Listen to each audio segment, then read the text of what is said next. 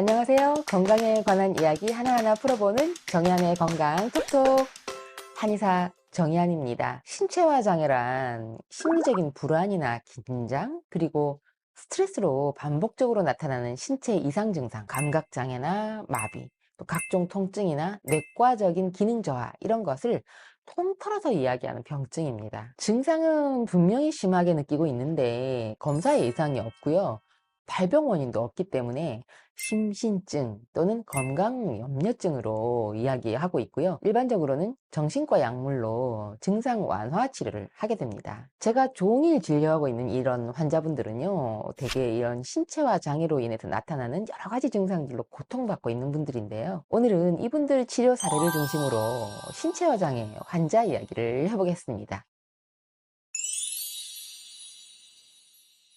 친정어머니하고 함께 처음 내원하신 34살 여자분인데요. 두통, 복통, 요통, 가슴 통증, 관절통, 안면 통증, 위장 통증, 안 아픈 곳이 한 군데도 없어요. 그런데 병원에서 검사를 받아보니까 원인 불명의 통증들이 만성적으로 생기는 거라서 신체화 장애다, 이렇게 진단을 받았다고 하거든요. 결혼 1년 만에 남편하고 이혼을 하게 됐는데 원만하게 협의가 안 돼가지고 소송이 시작됐고요. 그때부터 잠 못 자고 불안하고 소화 안 되고 온몸에 통증들이 한꺼번에 다 밀려와가지고 아무것도 할 수가 없다고 합니다. 그래서 병원 갔더니 수면제, 소화제, 안정제, 진통제 이런 약들을 다 처방받아가지고 한꺼번에 다 복용을 하는데요. 약 먹을 땐 조금 덜 하는 것 같다가 금방 원위치 이렇게 되는 통증들 때문에 이게 사는 게 아니라고 하시더라고요. 이제 이런 분들은 이제 증상은 분명히 있는데 검사로 이 원인이나 뭐 신체 이상을 찾을 수 없기 때문에 신체화 장애로 진단을 받을 수밖에 없거든요. 불편한 심리 상태가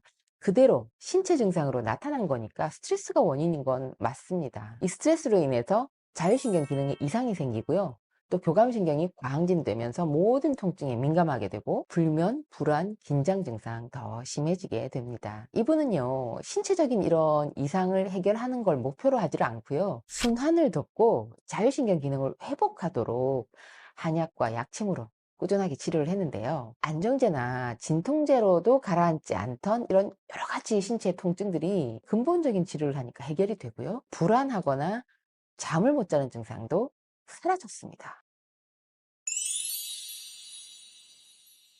자, 이 환자분은요, 취준생인데요. 28살입니다. 학교 다닐 때부터 소화가 늘 안 됐다면서 오랫동안 내원을 했던 분이에요. 그런데 진찰을 해보니까 이게 단순한 소화불량이 아니었습니다. 소화불량만 있는 게 아니고요. 복통도 있고 생리통도 있고 생리불순도 있고 피부도 가렵고 만성적으로 피로하고 머리 아프고 이런 너무 다양한 증상들을 한꺼번에 다 앓고 있었거든요. 그런데 졸업하고 나서 이게 취업에 계속 실패를 하면서 알바 생활을 반복을 하다 보니까 집에서 뭐라 하지는 않는데 스스로 자책감이 들고 또 자존감이 낮아진 상태였습니다. 치료를 위해서 병원도 뭐 여러 군데 다녀봤지요. 또 검사도 해봤고 그런데 이상 소견이 없다고 그러는 거예요. 그러면서 신체화 장애가 의심된다면서 정신과 가보라는 얘기만 들었고요. 이미 위장약, 뭐 정신과약, 진통제, 소염제 이런 다양한 처방들을 한꺼번에 복용한 지도 오래됐던 분입니다. 이분은요, 불확실한 미래에 대한 불안감이 심하고 현재 상황이 너무 정신적 또 사회적으로 스트레스가 많기 때문에 우울증이 쌓이면서 신체 여러 군데에 통증이 생기고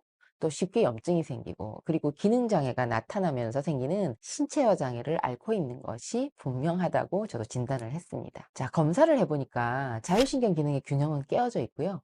수승화강에 순환이 막혀 있으면서 심한 스트레스 뇌파소견이 있었거든요. 이분은요, 심신을 안정시키고 순환을 돕는 한약과 약침으로 꾸준히 치료를 했습니다. 이분을 치료를 한 이후에 건강이 회복돼서 그렇게 간절히 바라던 직장 취업도 가능해졌습니다.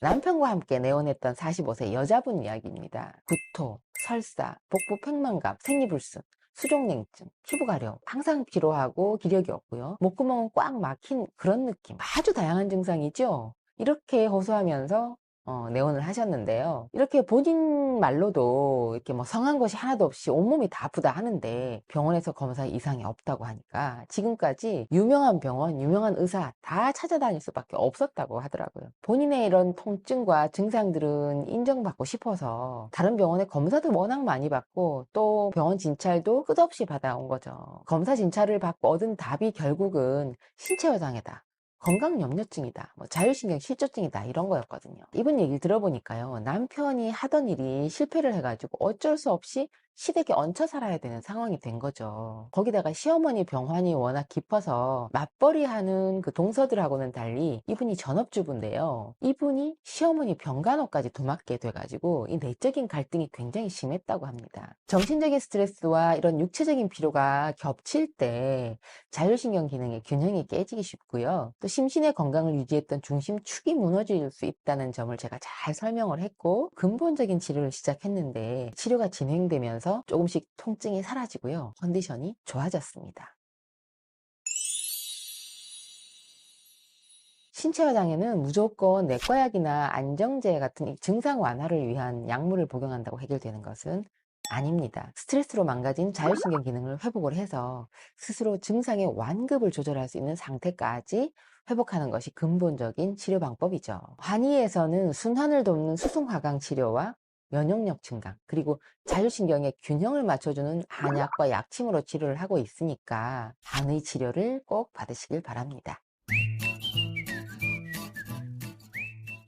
자, 오늘 영상은 신체화 장애 있는 분들의 진료 사례를 살펴봤는데요. 첫 번째, 온몸이 안 아픈 데가 없다는 분 살펴봤고요. 두 번째, 소화가 안 돼서 늘 메스껍다는 분. 또 세 번째, 건강염려증 환자분. 이렇게 진료 사례를 함께 살펴봤습니다. 자, 오늘 영상 보신 분들, 신체화 장애로 고생하시는 분, 그리고 환자, 가족분들께 오늘 영상 도움 되셨으면 좋겠습니다.